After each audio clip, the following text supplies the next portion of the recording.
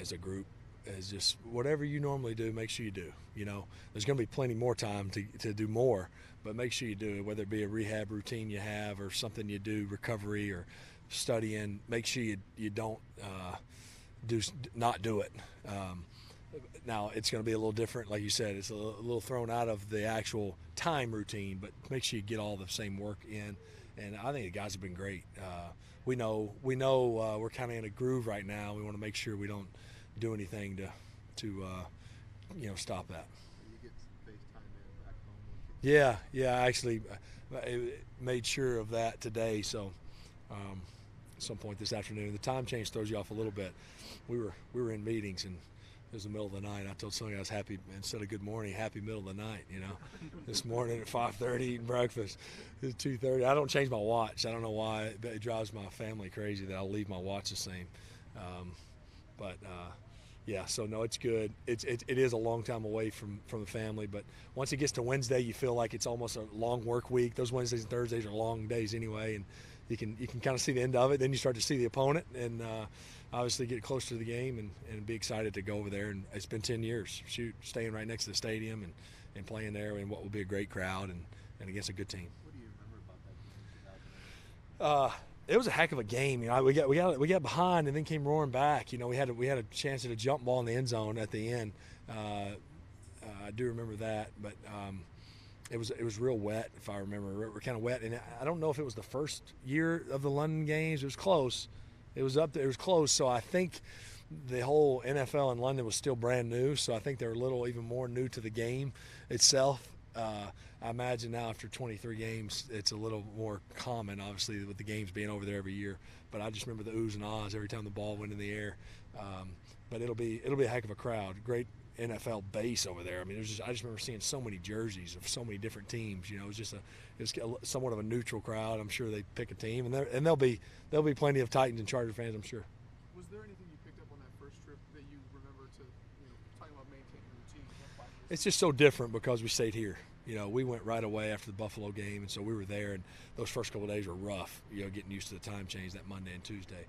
So we were kind of already settled into this time, and then Coach kind of bumped up everything again. So we practiced today, and at really the exact same time we're going to play. And I think that'll do us well. I think the challenge is going to be Thursday night to Friday. That 24-hour span of flying all night, getting up, practicing, and making that adjustment and making sure we focus in on the game and not all that's going on around it.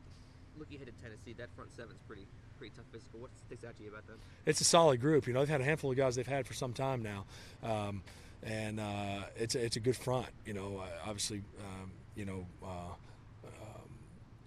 Vrabel's time in Houston, obviously with a heck of a front. Obviously his time as a player in New England, and then Tennessee itself, and then Dean Pease comes from Baltimore. They've had front. So the head coach and the defense coordinator, they've been around good fronts, and they know how to play good defense, and that's what you've seen.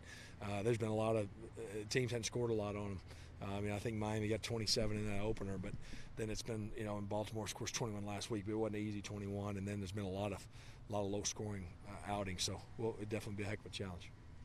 But at this point of your career, you could look at this two ways. This could be a trip like this you could appreciate it, or you could probably do without it.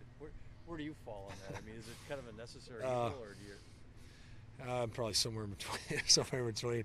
No, I think you appreciate it. I think you definitely appreciate it. It's a long way to go. But yeah, I imagine it's the last time I'll make this trip over here. Who knows? Unless we get put back on the circuit real quick. But it hadn't been in a decade. It is a neat experience. But I think more than that. Somebody mentioned to me today, I've never been 5-2. So we got a chance to get to 5-2.